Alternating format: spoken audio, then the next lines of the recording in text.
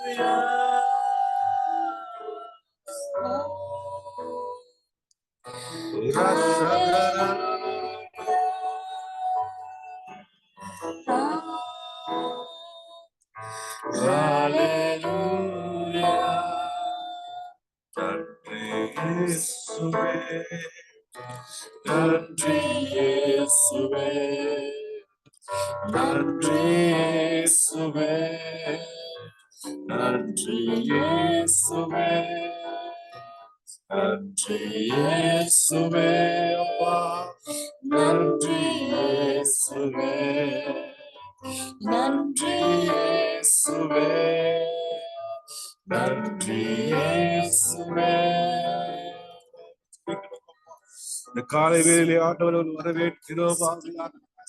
ஆண்டவரை வார்த்தைகளை ஆசீர்வாதம்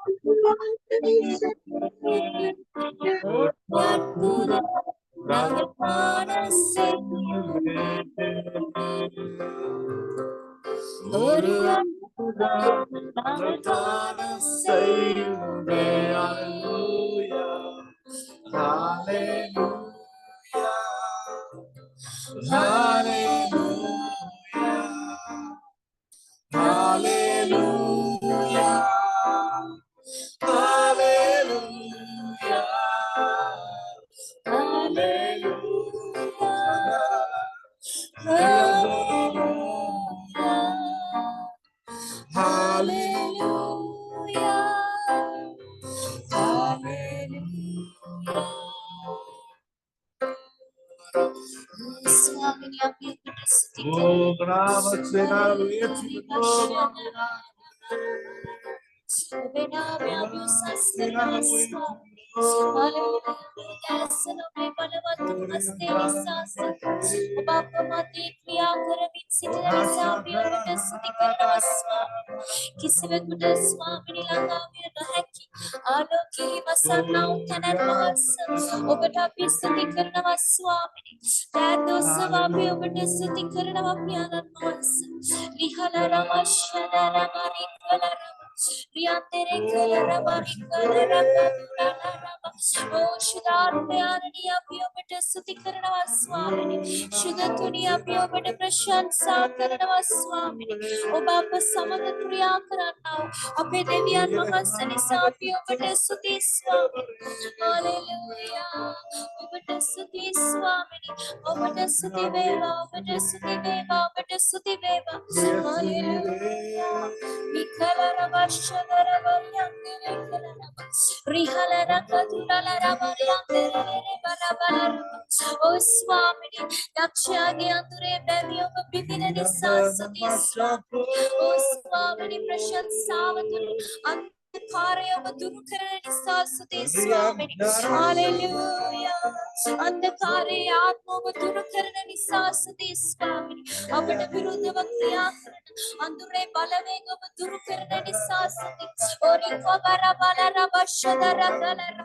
Hallelujah. Obahasya abhyas sigina pikilina kavan. Piyanani lajjavata parnovana lesa Swami. Obe balaya apamati kriya karani sabya vada suti karana Swami. Hallelujah. Dikalara bashadara variantere kalara. Suti Swamini, Suti, Suti, Suti, Suti Swamini. Prashansa Vebas. Hallelujah. Nalir kadar lihat patrak. Abhinav Dana Swami Kansa Dihavalakya. Bukan riadu. Swamini obata Suti Veva. Udah naik tanda pada nalar bukan silut siguro. Mealu Tavasa Baduna Nisapyo obata Suti Karana Swamini. Udah thoda anu nande le silut tu silut. අපිටික වෙලාවක් මුළු හදවතින් උන්වහන්සේට අපි ස්තුති කරමු විනාඩි කිහිපයක්. Oh hallelujah ස්වාමිනී ඔබ දුන්නා මේ අලුත් දවස නිසා ස්තුති. අලුත් කරුණාවෙන් ඔබ අපිව මඟ පෙන්වන්නට යන නිසා ස්තුති ස්වාමී. පියාණනි කියා දැනගත නොහැකි ඔබ වහන්සේගේ ප්‍රේමය පියාණනි ඔබ වහන්සේ අපට විදහා පාට යන නිසා අපි ඔබට ස්තුති කරනවා යේසුනි. ජේසු තාත්තේ අපි ඔබට ස්තුති කරනවා ස්වාමිනී. Hallelujah. Hallelujah. Oriha barakala rabashadara bariandere kalaraba. Rihala rabashadere lereba. Sutiveva Swami. Sutiveva Swami. Obahansige ale pe varshavana pamandiyaja. Obavaswamna tayana nisa sutikarana Swami. Hallelujah. Sutiveva Swami. Prashansa veva Swami. Suti Swami. Suti Suti Suti Swami. அன்பான பிதாவே நிறுத்துக்காக செலுத்துகிறோம் ஆண்டவரே. ප්‍රේමණීය පියාණනි මේ කාලය නිසා අපි ඔබට ස්තුති කරනවා. ஆண்டவர் இந்த கால நேரத்திலும் அவங்களை தேடி வந்திருக்கிற பிள்ளைகளுக்காக நன்றி செலுத்துகிறோம். මේ උදෑසන වෙලාවේදී ඔබ වහන්සේව සොයාගෙන පැමිණි දරුවෝ දෙසා ස්තුති කරනවා. ஆண்டவரே மீதியா இருக்க எல்லா காரியத்தையும் கர்த்தர் ஒப்பு கொடுக்கிறோம். පියාණනි ඊතුරු සියලුම කොටස් වහන්සේගේ හස්තයට කැප කරනවා. நீங்களே கூடுதல் நடத்தும். ඔබ වහන්සේ මඟ පෙන්වන්න. இயேசுவின் நாமத்தால் ஜெபிக்கிறோம் நல்ல பிதாவே. යේසුස් වහන්සේගේ නාමයෙන් යාඥා කරන්නෙමු පියාණනි. ආමේන්.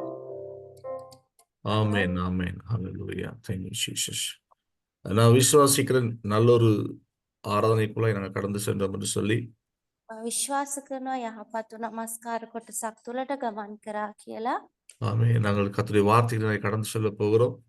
අපි දැනන්සේගේ වචනය තුලට අපි ගමන් කරන්නට යනවා. இந்த 21 நாள் உபவாச ஜெபத்துல இரண்டாவது நாள்ல எல்லாரும் நாங்கள் அன்போடு கூட மறுபடியும் வாழ்த்தி வரவேற்கிறோம். මේ දවස් 21 ආඥාව තුළ දෙවනි දවසට ඔබ සියලු දෙනාව ප්‍රේමයෙන් නැවත වතාවක් අපි පිළිගන්නවා. ஆமென். விசேஷமாக நீங்க பாத்தீங்கன்னு சொன்னா நேற்றைய தினத்தை விட இன்றைய தினத்துல கொஞ்சம் ஜாயின் பண்ற நேரம் கொஞ்சம் பிந்திட்டு எல்லாரும் கூடுதலான ஆட்களுக்கு බොහෝ අය ඊයේ දිනට වඩා අද දින ඇවිල්ලා ජොයින් වෙන ප්‍රමාණය ඇවිල්ලා අවම වුණා. ஆமென். 21 நாளும் நாங்க போராடி ஜெபிக்கிற பிசாசு நிறைய தடைகளை கொண்டு வருவான், தூக்கத்தை கொண்டு வருவான். நாங்க යා- உபவாசம் අප- ஆரம்பிச்ச உடனே அவன் எங்களுக்கு விரோதமாய் போராட ஆரம்பிக்கிறான். මේ දවස් 21 තුල යක්ෂයා ඇවිල්ලා ගොඩාක් පොරබැදීම් ගෙනේ අපි යාඥා කරන්න පටන් ගත්තාම ඔහුගේ පොරබැදීමන් අප තුල වර්ධනය වෙයි. ஆமென். எங்கள் மத்தியில் அருமையான பாஸ்டர் ஸ்டீவ் இணைந்திருக்கிறார். අප මධ්‍යයට ප්‍රේමණීය පාස්ටර් ස්ටීව් මේ මොහොතේදී සම්බන්ධ වෙලා ඉන්නවා. வந்து ஜீசஸ் ஃபேமிலி மினிஸ்ட்ரியில ஊழியம் செய்து கொண்டு எங்களோட ரிவைவல் ஃபயர் குளோபல் மினிஸ்ட்ரியில வந்து ஆலோசகராக நீண்ட நாட்களாக எங்களோட சேர்ந்து பயணித்துக் கொண்டிருக்கிறார். ඉතින් ජීසස් ෆැමිලි කියන්නා වූ ඒ සේවාව තුළ සේවය කරමින් අපත් සමග ඔහුත් සම්බන්ධ වෙමින් සේවය කරනවා. அன்போடு கூட வரவேற்போம். இந்த காலை வேளை கர்த்தருடைய வார்த்தையை பகிர்ந்து கொள்ளும்படியாய் මේ උදෑසන දෙවියන් වහන්සේගේ වචනය මෙනෙහි කරන පිණිස අපි ඔහුට ප්‍රේමයෙන් යුතුව අපි ආරාධනා කරනවා. ஆமென். Praise the brother pastor. Praise the Lord. Praise the Lord. கர்த்தருடைய பரிசுத்த நாமத்துக்கு ஸ்தோத்திரம். கர்த்தர் நல்லவர், அவர் கிருபை என்றும் உள்ளது. ஆமென். ரிவைவல் ஃபயர் குளோபல் மினிஸ்ட்ரி ஊடாக நடத்தப்படுகின்ற இந்த 21 நாள் உபவாச கூட்டத்தில் வந்து கலந்திருக்கிற உங்கள் ஒவ்வொருவரையும் ஆண்டவராகிய இயேசு கிறிஸ்து நாமத்துல வாழ்த்தி வரவேற்கிறேன். ஆமென். எங்களுடைய அன்பு சகோதரன் டிரான்ஸ்லேஷன் ஓகே சரி රිවයිවල් ෆයර් ග්ලෝබල් මිනිස්ට්‍රීස් මගින් පවත්වන්නා වූ මේ දවස් 21 යාඥාව තුළට ඔබ සියලු දෙනාව අපි සාදරයෙන් පිළිගන්නවා.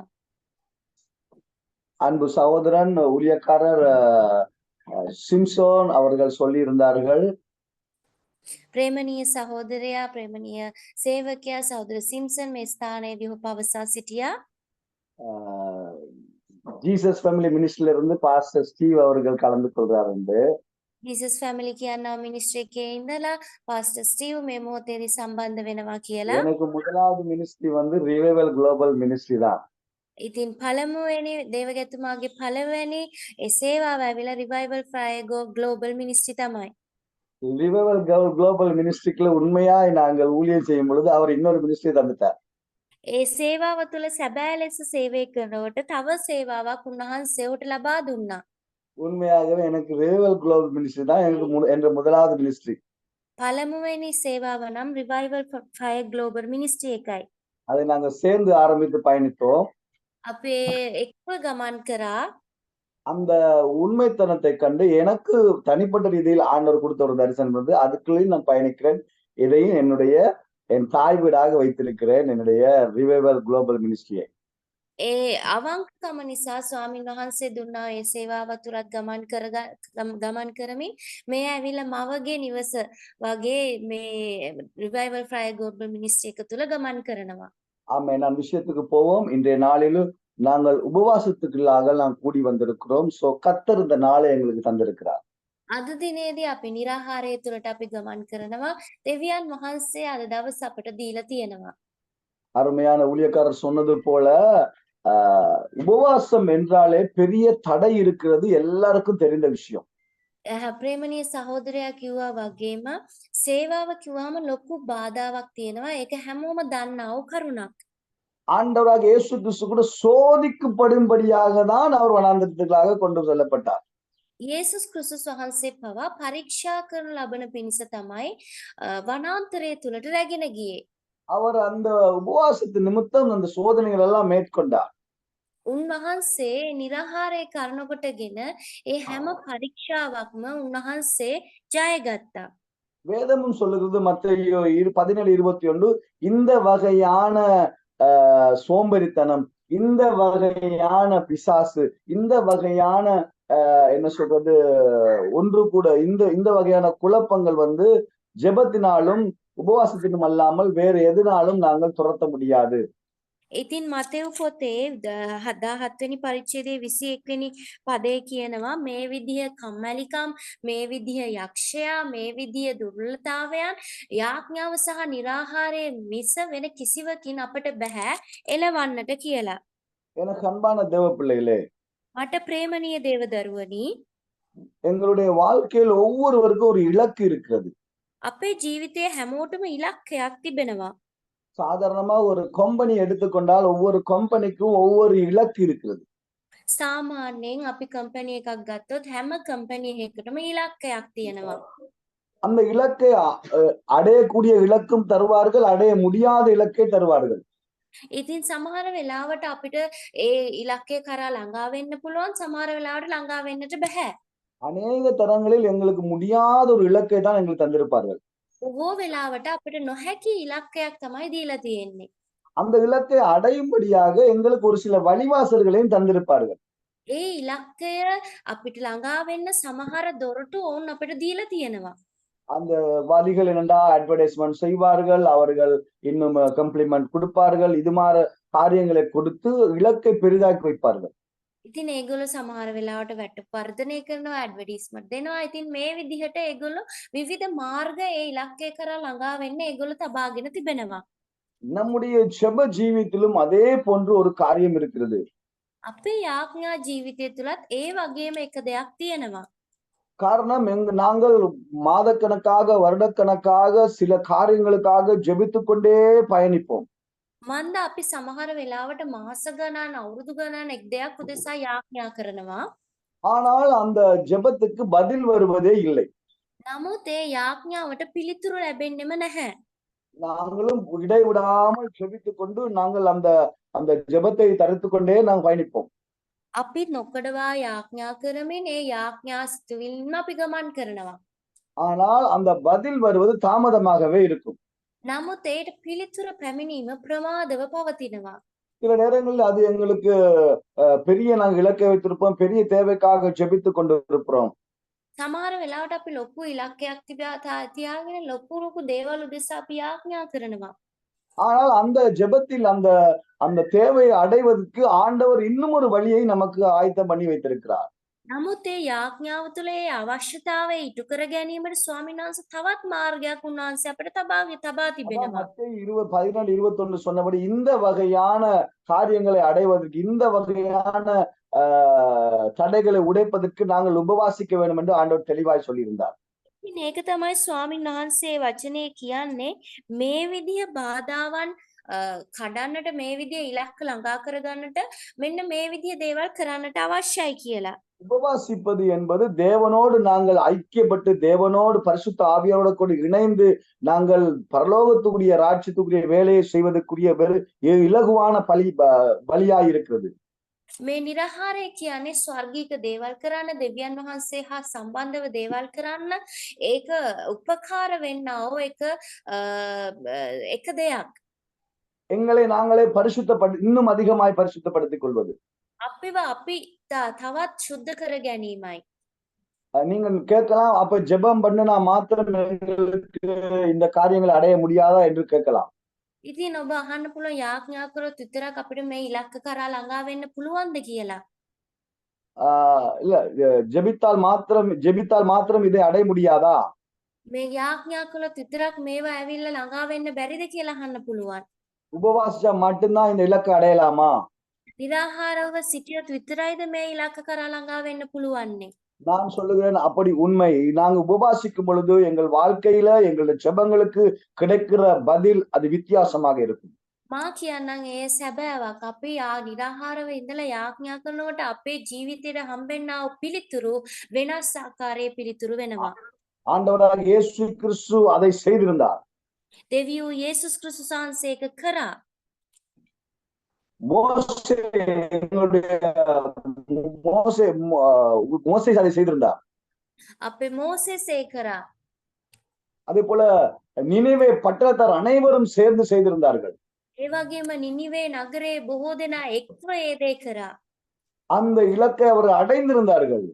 ඒ ඉලක්කයට ඔවුන් ළඟා වුණා. அவர்கள் உபவாசித்தார்கள். ඔවුන් නිරහාරව සිටියා. உபவாசித்து தங்களுடைய அந்த எல்லையை, இலக்கை அடைந்ததாக வேதம் அழகாக சொல்லப்படுகிறது. නිරාහාරව ඉඳලා ඒගොල්ලන්ගේ සීමාව පසු කරා කියලා, ඉලක්කය ළඟා කරගත්ත කියලා දේවචනේ කියනවා. உங்கள் எல்லாருக்கும் தெரிந்த விஷயம், யோனா புத்தகத்துல யோனாவை ஆண்டவர் நினிவேக்கு போகும்படியாக அந்த நினிவேல இருக்கிற அநியாயங்கள் அதிகரித்தபடியா அந்த நினிவேக்கு அழிக்க போறன்னு எச்சரிக்கும்படியாக யோனாவை அனுப்பும் பொழுது யோனா நினிவேக்கு போகாமல் அவன் தரிசிச்சுக்கு போனது நமக்கு எல்லாத்துக்கும் சண்டே ஸ்கூல்ல தெரிஞ்ச விஷயம். ඉතින් අපි හැමෝම දන්නා දෙයක් තමයි යෝනාට ඒ නිනිවේ නගරේ විනාශ කරන්න යනවා ඒ පාපේ කියා දෙන්න කියලා ස්වාමීන් වහන්සේ යෝනාට යන්න කියනවා. නමුත් යෝනා නිනිවේට යන්නේ නැතුව තර්ෂිෂ්ට යන්න ගියා කියලා අපි දන්නවා. ஆனாலும் கடைசியாக ஏதோ ஒரு வழியிலே தேவன் நினிவேக்கு யோனாவை கொண்டு போகிறார். නමුත් අවසානයේදී මොකක් හරි මාර්ගයක් තුලින් ස්වාමීන් වහන්සේ යෝනාව නිනිවේට අරගෙන යනවා. நினிவேல நடந்த அக்கிரமத்தின் நிமித்தம் தேவன் நினிவை அழிக்க ஆயத்தமாய் இருந்தார்.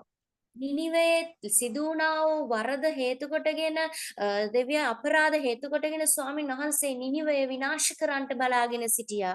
யோனாவை அனுப்பி அவர்களுக்கு எச்சரிக்கும்படியாக தேவன் அந்த யோனாவை அனுப்பியிருந்தார். යෝනාව යව්වේ උන්වහන්සේ උන්ට අනතුරු අඟවන පිණිසයි. அந்த அந்த எச்சரிப்பை அவர்கள் ஏற்றுக்கொண்டு உடனே செய்த காரியம் என்ன தெரியுமா? ඒ අනතුරු ඇඟවීම උන් පිළිගෙන එක්කෙනෙහිම ඒගොල්ලෝ කරා වූ දේ මොකද්ද දන්නවද? சகலரும் உபவாசிக்க ஆரம்பித்தார்கள். සියලු දෙනා නිරාහාර වෙන්න පටන් ගත්තා. சிறுவர் முதல் பெரியவர் முதல் ஆடு மாடுகள் சகலதும் உபவாசிக்க ஆரம்பித்தது. ලොකු කුඩා අය පටන් සෑම සතා සිව්පාව පවා නිරාහාර වෙන්න පටන් ගත්තා. அவர்கள் அந்த அந்த அந்த நினிவே பட்டணத்து ராஜா தன்னுடைய வஸ்திரத்தை கிழித்துக் கொண்டு சாம்பலில் புரண்டு உபவாசித்தான். ඒ නිනිවේ නගරේ රජතුමා තමන්ගේ වස්ත්‍ර ඉරාගෙන අළුවල නිදාගෙන ඉඳලා නිරාහාරව හිටියා කියලා සඳහන් වෙනවා. காரணம் அழிவில் இருந்து தப்பித்துக் கொள்ளும்படியாக. හේතුව විනාශයෙන් බේරෙන පිණිස. ஆமென். என கண்பான தேவ பிள்ளைகளே, මට ප්‍රේමණීය දේව දරුවනි, தேவன் நியமித்த அழிவிலிருந்து தேவனை கூட இந்த மனமாற்றம் செய்வதற்கு இந்த உபவாசம் நமக்கு அதிக தேவையா இருக்கிறது. දෙවියන් වහන්සේ විසින් ඇති කළා වූ විනාශයෙන් උන්වහන්සේව සිත් හරවන්ට මේ නිරාහාරයට හැකි. யோனா 5:3 இருந்து வாசிச்சீங்கன்னா அந்த காரியங்கள் சொல்லப்பட்டிருக்கு. அதே போல நீங்க எடுத்து பாருங்க. யோனா 3:10 எடுத்து வாசிச்சீங்கன்னா உங்களுக்கு தெரியும். ඔබ යෝනා 5:10 ඉඳලා ඒ කරුණ තියෙන ඒ වගේම යෝනා 3 වෙනි පරිච්ඡේදයේ ඉඳලා ඒ සම්පූර්ණ කාරණේ සඳහන් වෙලා තියෙනවා. உங்களுக்கு டைம் இல்லாட்டி நீங்க நோட் பண்ணி வச்சுக்கோங்க. பிறகு நீங்க வாசிங்க. யோனா 3:10 மாத்திரம் எடுத்து டக்குன்னு வாசிச்சு நாங்கள் முடிச்சிடுவோம். දැන් අපි යෝනා ඇවිල්ලා 3 වෙනි පරිච්ඡේදයේ 10 වෙනි පදේ පමණක් අපි අරන් කියවමු.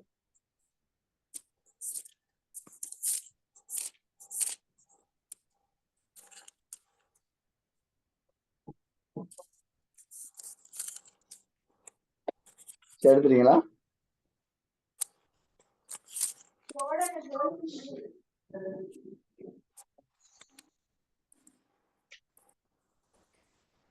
வாசிக்கிறேன்னா ரைட். யோனா 3ஆம் அதிகாரம் 10ஆம் வசனம். அவர்கள் தங்கள் பொல்லாத வழிகளை விட்டு திரும்பினார்கள் என்று தேவன் அவர்களுடைய கிரியைகளை பார்த்து தாம் அவர்களுக்கு செய்யவேன் என்று சொல்லி இருந்த தீங்கை குறித்து மனஸ்தாபப்பட்டு அதை செய்யாதிருந்தார். அல்லேலூயா. එවිට ඔවුන්ගේ ක්‍රියා එනම් තමුන්ගේ නපුරු මාර්ගයෙන් ඔවුන් හැරුණු බව දෙවියන් වහන්සේ දැක ඔවුන්ට කරමි කීවා වූ විපත්තිය ගැන තැවි ඒක නොකළසේක.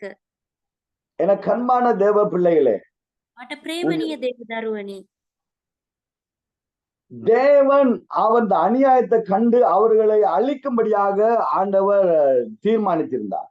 දෙවියන් වහන්සේ ඒගොල්ලෝ කළා වූ ඒ නපුර දැකලා ඒගොල්ලන් විනාශ කරන පිණිස තීරණය කරමින් සිටියා. அவர்கள் சகல ஜனங்களும் பெரியோர் முதல் சிறியோர் வரை சகல ஆடு மாடுகளும் உபவாசித்து அவருடைய அழிவில் இருந்து தப்பித்துக் கொள்ள உபவாசம் பண்ணி ஜெபித்தபடியினால் தேவன் மனதிறங்கி அந்த அந்த அந்த அழிவிலிருந்து அவர்களை அழிக்காதபடிக்க மீட்டுக் கொண்டார். ඒ සෑම කෙනෙක්ම ලොකු කුඩා අය ඒ වගේම සතා සිව්පාව පවා නිරාහාරයෙන් ඉඳලා පසුතැවිලා යාඥා කරපු නිසා ඒ ලොකු විනාශයෙන් විපත්තියෙන් ඔන්න ස්වාමින් වහන්සේ ඒක කරේ නැහැ, ඔන්න ගලව ගත්තා. இதில் நீங்கள் புரிந்து கொள்ள முடியும் ஏன் நாங்கள் உபவாசிக்க வேண்டும், எங்களை நாங்கள் அழிவிலிருந்து தப்பித்துக் கொள்ள. මේකෙන් ඔබට පුළුවන් තේරුම් ගන්න ඇයි අපි නිරාහාර වෙන්නට අවශ්‍ය නම් අපිව විපත්තියෙන් ගලවා ගන්න පිණිසයි. எங்கள் பாவத்தில் எங்கள் சரீரங்களை இச்சைப்படுத்தாதபடிக்கு தப்பித்துக் கொள்ள. අපේ පාපය අපේ ශරීරයේ තෘෂ්ණා අධික කරන නොකරන පිණිස එයින් අපි බේරා ගැනීමටයි நாங்கள் உபவாசிக்க வேண்டும். අපි निराहाර වෙන්නට අවශ්‍යයි. தேவனை கிட்டிச்சேர உபவாசிக்க வேண்டும். දෙවියන් වහන්සේ වෙත ළඟා වෙන්න අපි निराहाරව සිටිය යුතුයි. ஆமே, நாங்கள் எப்படி உபவாசிக்க கூடாது? நீங்க உபவாசிக்கணும்னா என்னன்னு தெரியும், ஏன் உபவாசிக்கணும் என்று உங்களுக்கு தெரியும். எப்படி உபவாசிக்க கூடாது என்பதை தேவன் அழகாய் சொல்லியிருக்கிறார் இந்த வேதாகமத்திலே. மத்தேயு 6ஆம் அதிகாரத்தை எடுத்துக்கொள்ளுங்க. ඔබ දන්නවා निराहाරව ඉන්න හොඳ නැත්තේ කොහොමද? අපි දන්නවා निराहाරව ඉන්න ඕනේ කොහොමද? निराहाරයෙන් මොනවද කරන්න ඕනේ කියන එක. නමුත් දෙවියන් වහන්සේ දේ වචනේ කියලා තියෙනවා निराहाරව ඉන්න හොඳ නැත්තේ කොහොමද කියලා.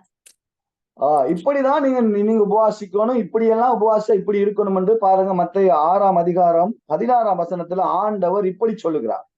දෙවියන් වහන්සේ කියනවා निराहाරව හිටියොත් මෙහෙම ඉන්න ඕනේ කියලා. මතේයු 6 වෙනි පරිච්ඡේදයේ நீங்கள் உபவாசிக்கும் போது மாயக்காரரை போல முக வாடலா இராதேயுங்கள். அவர்கள் வாசிங்க. තවද නුඹලා निराहाරයෙන් ඉන්න කල්හි වංචාකාරයන් මෙන් දුක්ඛිත මුහුණක් ඇතුව නොසිටින්න. உபவாசிக்கிறதை மனுஷர் காண வேண்டும் பொருட்டாக தங்கள் முகங்களை வாட பண்ணுகிறார்கள்.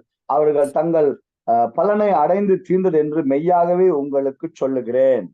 ඔවුහු निराहाරයෙන් ඉන්න බව මනුෂ්‍යයන්ට පෙනෙන පිණිස තමුන්ගේ මුහුණු විරූප කරගනිති. සබවක් නුඹලාට කියමි ඔවුන්ගේ විපාකය ඔවුන්ට ලැබී තිබේ. சோ அநேகர் பாருங்க, உபவாசிக்கும் பொழுது ஏதாவது சோர்வை காட்டிக் கொள்வார்கள். அப்ப சோர்வை காட்டும் பொழுது கேட்பாங்க, என்ன இன்னைக்கு சோர்வா இருக்கிறீங்க? இல்ல பாஸ்டர், இல்ல பிரதர், இல்ல மச்சான், இன்றைக்கு நான் உபவாசம். මොකක් කවුරු හරි निराहाරයෙන් ඉන්නකොට බොහෝ අය මොනවද කරන්නේ? තමන්ගේ මුහුණ ඇවිල්ලා දුර්වලව පේනවා. ඇයි ඔයගොල්ලෝ දුර්වලව ඉන්නේ?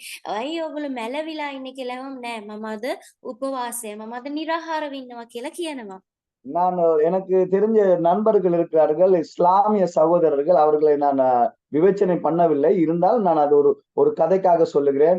அவர்கள் இந்த 40 நாள் நோன்பு பிடிப்பார்கள். දේවගැතුමා දන්න ඉස්ලාම් සහෝදරවරු ඉන්නවා. එතකොට ඒගොල්ලන් විවේචනය කරන පිණිස නෙමෙයි, ඒගොල්ලෝ දවස් 40ක් ඒගොල්ලෝ निराहाරව ඉන්නවා. அப்படியே சோர்ந்து போய் அப்படியே இருப்பாங்க. இருந்துட்டு, மச்சான் என்னடா இன்றைக்கு 8வது நோன்புடா, இன்றைக்கு 10வது நோன்புடா, ஐயோ எப்படியாவது முடிச்சுன்னு ரொம்ப வருத்தப்பட்டு அதை எங்களுக்கு சொல்லி தெரிவிப்பார்கள். ඉතින් ඒගොල්ලෝ ගොඩාක් මැලවිලා ඉන්නවා. ඇයි මැලවිලා ඉන්නේ කියලා මම අද 8 වෙනි දවසේ निराहाරේ ඉන්නේ. 9 වෙනි දවසේ ඉතින් ඒගොල්ලෝ ගොඩාක් මැලි වෙලා ඒගොල්ලෝ ඉන්නවා. இதெல்லாம் கேட்ட பிறகு நாங்களாம் யோசிப்போம், ஐயோ இது மாதிரி ஒரு நோன்பு எங்களுக்கு எல்லாம் வந்துடக்கூடாது அப்படின்னு நாங்கள் யோசிக்கிற அளவுக்கு நாங்க அந்த பாதிப்பு எங்களுக்கும் வரும். ඉතින් ඒ වහනකොට අයියෝ මේ විදිය निराहाරයක් අපිට නම් එන්න හොඳ නැහැ කියන ඒ බලපෑම අපිටත් එනවා. அதான் ஆண்டவர் சொல்லுகிறார், நீங்கள் அவர்களை போல நீங்கள் உபவாசிக்க வேண்டாம். நீங்கள் உபவாசிக்கும் பொழுது முக வாடலாக இருந்தால் அந்த பலனை நீங்கள் அடைந்தாயிற்று. மற்றவர்களுக்கு நீங்கள் உங்கள் உபவாசத்தை தெரிவிக்க வேண்டாம் என்று ஆண்டவர் சொல்லுகிறார். ඉතින් ඒක තමයි ස්වාමීන් වහන්සේ කියන්නේ. ඔගොල්ලෝ එහෙම මේ දුක්ඛිත මූණෙන් ඉන්න එපා. එහෙම දුක්ඛිත මූණෙන් හිටියාම අනික් මිනිස්යන්ට පෙනෙන පිණිස ඔයගලගේ මූණ විරූප කරගන්න එපා. එහෙම කරොත් ඔයගලන්ට විපාකයක් හම්බ වෙන්නේ නැහැ කියලා. அப்ப 17ஆம் வசனம் பாருங்க. அப்ப எப்படி இருக்கணும்னு நீங்க கேட்டா 17ஆம் வசனத்துல ஆண்டவர் அப்படி 6:17 பாருங்க. நீயோ உபவாசிக்கும்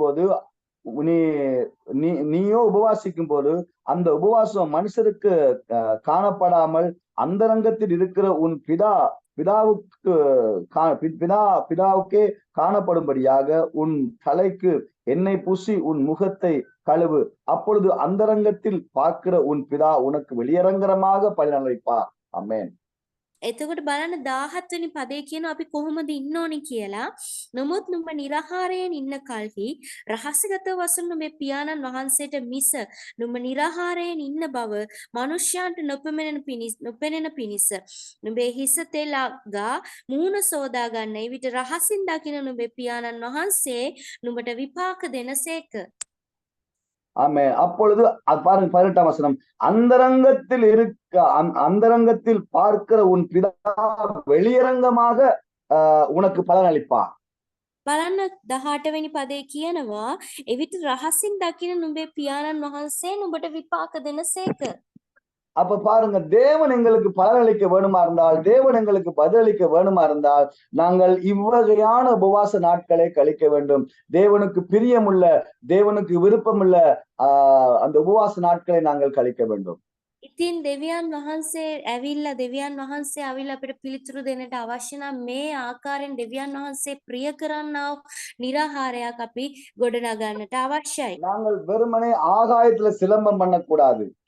අපි ඇවිල්ලා මොනවාද අහසේ සිහින දකින්න හොඳ නැහැ.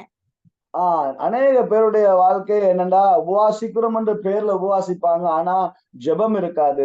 உபவாசிக்கிறோன்ற பேர்ல சொல்லுவாங்க, எல்லாருக்கும் பறைசாற்றி சொல்லி உபவாசிப்பாங்க. அதுல பலனை அவங்க அடைஞ்சாயிட்டு. ஏன்னா அந்த உபவாசிக்கிறேன்னு சொன்ன உடனேயே மற்றவர்கள் வாழ்த்திடுவாங்க, ஐயோ சிம்சன் பாஸ்டர் உபவாசிக்கிறாரு, ஐயோ 40 நாள் உபவாசிக்கிறாரு, 20 நாள் உபவாசிக்கிறாரு. அவரை வாழ்த்தி தேவன் இருக்க அன்பை தேவனுக்கு நெருக்கத்தை அவங்க குறைச்சிருவாங்க. ඉතින් බොහෝ දෙනෙක් මොනවද කරන්නේ අනේ මම දවස් 40ක් දවස් 21ක් අපි निराහාරව ඉන්නවා එහෙම කියලා දැන් කියන්න ඒගොල්ලෝ මොනවද කරන්නේ ඒ निराහාරය කඩන පිණිස ඒගොල්ලන්ව ප්‍රශංසාවට ලක් කරනවා. அதுல ஆண்டவர் மகிமைப்பட மாட்டார். ඒ ස්ථානයේ දෙවියන් වහන්සේ මහිමයට පත්වන්නේ නැහැ. ஆமென். எனவே இந்த நாட்களிலும் கூட நாங்கள் உபவாசிக்கும் பொழுது உற்சாகமாக பலனாக நாங்கள் பழமையாக இருக்கிற போலவே நாங்கள் உபவாசிக்க பழகிக்கொள்ள வேண்டும் என அன்பான தேவ பிள்ளைகளே. අපි මේ දරුවනි මේ දවස්වල අපි निराහාරව ඉන්නකොට උත්සාහවන්තව බලවත් දෙවියන් වහන්සේ ඉදිරියේ සුද්ධව निराහාරව සිටිය යුතුයි. நீங்க நினைக்கலாம், பாஸ்டர் நீங்கன்னா சொல்லுவீங்க, வீட்டுல நிற்பீங்க, நாங்க வேலைக்கு போற எங்களுக்கு தானே விஷயம் தெரியும் அப்படின்னு சொல்லி எங்கட கஷ்டம் எங்களுக்கு தானே தெரியும் நீங்க நினைக்கலாம். සමහර වෙලාවට ඔබ හිතන්න පුළුවන් දේවගැතුමනි ඔබ කියයි ඔබ නිවසේ ඉන්නේ නමුත් අපි වැඩට ගිහිල්ලා අපි निराහාරව ඉන්න ඕනේ අපේ ඒ තියෙන ප්‍රශ්න අපිනේ දන්නේ කියලා ඔබ කියන්නට පුළුවන්. ஆனா என் தேவனாகிய கர்த்தர் உங்களுக்கு பலன் தர சர்வ வல்லமுள்ள தேவனாய் இருக்கிறார். නමුත් මගේ දෙවියෝ තැනන් වහන්සේ ඔබට බලය දෙන්නට බලවත් වූ තැනන් වහන්සේ. அவர் உங்கள் வேலை நிமித்தமும் சகல காரியத்திலும் நீங்கள் உபவாசிக்கும் பொழுது அவரும் உங்களோடு சேர்ந்து உபவாசிக்கிறார் என்பதை நீங்கள் மறந்து விடாதீர்கள். ඔබ ඇවිල්ලා ඔබේ වැඩ තියාගෙන ඔබ निराහාරව ඉන්නකොටත් උන්වහන්සේ ඔබත් සමග निराහාරව ඉන්නවා කියන එක ඔබ මතකයේ තබා ගන්න. ஆமென். இப்படியாக நீங்கள் தேவனை அந்தரங்கத்தில் பார்க்கும்போது உங்கள் கிரியைகளை பிதா அந்தரங்கத்தில் பார்த்து உங்களுக்கு வெளியரங்கமாய் உதவி செய்வார். ඉතින් ස්වාමින් වහන්සේ රහසින් ඔබේ ක්‍රියා දකිමින් උන්වහන්සේ සියලු දෙනා එලිපිට ඔබට උන්වහන්සේ පිළිතුරු ලබා දෙයි. ஆமென். கர்த்தர் தாமே உங்களை இந்த நாளில் ஆசீர்வதிப்பாராக. දෙවියන් වහන්සේ මේ දවසේදී ඔබ ආශිර්වාද කරනසේක්වා. இந்த நாள் உங்களுக்கு ஆசீர்வாதமும் நன்மை நிறைந்த நாளாக இருக்க நான் வாழ்த்துகிறேன். මේ දවස ඔබට ආශිර්වාදය සහ යහපත දක්වන්නා වූ දවසක් බවට මා සුබ පතනවා. இந்த உபவாச நாட்கள் எந்த சோர்வு வராதபடிக்கு எந்த பலவீனமும் வராதபடிக்கு கர்த்தரை இந்த நாளை முடிக்க உதவி செய்வாராக. ஆமென். මේ නිරාහාර යාඥාවේ කිසිම ඇලිකමක් දුර්වලතාවයක් එන්නේ නැති වෙන්න මේ නිරාහාරයේ අවසන් කරන පිණිස ස්වාමීන් වහන්සේ ඔබට උපකාර කරනසේක්වා. Praise the Lord. கர்த்தர் உங்களை ஆசீர்வதிப்பாராக. ස්වාමීන් වහන්සේ ඔබ ආශිර්වාද කරනසේක්වා. ஆமென். ஹல்லேலூயா. ආමේන්. හලෙලූයා. நாங்கள் நல்ல ஒரு வார்த்தையை கேட்டோம் இந்த காலை வேளையில. මේ උදෑසන අපි යහපත් වචනයකට අපි සවන් දුන්නා. நாங்கள் உபவாசம் இருப்பதன் மூலம் என்னென்ன காரியம் நடக்குதுன்னு சொல்லி நாங்க பார்த்தோம். අපි निराහාරව ඉන්නවා මගින් අපිට මොන දේවල් සිදු වෙනවද කියලා අපි බැලුවා. ஹல்லேலூயா. அருமையான போது சொல்லியிருந்தாங்க, தேவனுடைய மனதை கூட மாற்றக்கூடிய ஒரு செயல் இந்த உபவாச ஜெபம் என்று சொல்லி. එමනිය දේවගැතුමා කියලා දුන්න දෙවියන් වහන්සේගේ හදවත පවා වෙනස් කළ හැකි මේ නිරාහාරයට කියලා. ஆமென். அங்கே பார்க்கிறோம், எல்லாரும் சேர்ந்து தேசத்துல ஒரு மனமாய் அங்கே உபவாசம் இருக்கிறார்கள். මේ ස්ථානයේ අපි බලන දේශයේ සියලු දෙනා එක් වෙලා නිරාහාරව ඉන්නවා. ஆமென். கர்த்தர் மாற்றத்தை கொடுத்தார். ස්වාමීන් වහන්සේ වෙනසක් ලබා දුන්නා. அதுபோல நாங்க பார்த்தோம், எஸ்தருடைய வாழ்க்கையில் ஆண்டவர் ஒரு மாற்றத்தை கொடுத்தார். ඒ වගේම අපි බැලුවා දෙවියන් වහන්සේ එස්තර්ගේ ජීවිතේ වෙනසක් ලබා දුන්නා. அங்கே சேர்ந்து ஜெபிக்கிற உபவாசம் ஜெபிக்கிறார்கள். ඒගොල්ලෝ එකතු වෙලා නිරාහාරව ඉඳලා යාඥා කරා. ஆமென். அப்படி ஒரு விஷயம் நாங்கள் கண்களை மூடி நாங்கள் ஜெபிக்க போகிறோம். අපි එහෙමම එක මොහොතක් දැස් වසාගෙන අපි යාඥා කරන්නට යනවා. கர்த்தர் பேசின வார்த்தைக்காக நாங்கள் நன்றி செலுத்தி துதிக்க போறோம். අපි දෙවියන් වහන්සේ කතා කළ වචනය උදෙසා ස්තුති කරමින් යාඥා කරන්නට යනවා. அல்லது இருக்கிறது அப்படி எல்லாரும் கொஞ்ச நேரம் அன்மியூட் பண்ணி ஒரு கொஞ்ச நேரம் நாங்கள் ஜெபிக்க போறோம். கர்த்தர் அப்படின்னா- வார்த்தை எங்களுக்குள்ள கிரியை செய்யும்படியாய். අපේ ඉන්නා ස්ථානයට එක වෙලාවක් අපි අන්මියුට් කරලා අපි ආඥා කරන්න යනවා ස්වාමීන් වහන්සේගේ වචනය අප තුළ ක්‍රියා කරන්න අවශ්‍යයි කියලා. Hallelujah. அப்படி எல்லாரும் கொஞ்ச நேரம் ஜெபம் பண்ணுவோம். Hallelujah. අපි Thank you, Jesus. நன்றி பரிசுத்தாவே. ස්වාමීන් වහන්සේගේ වචනය ස්වාමීනි අපේ පාදයන් පහනක්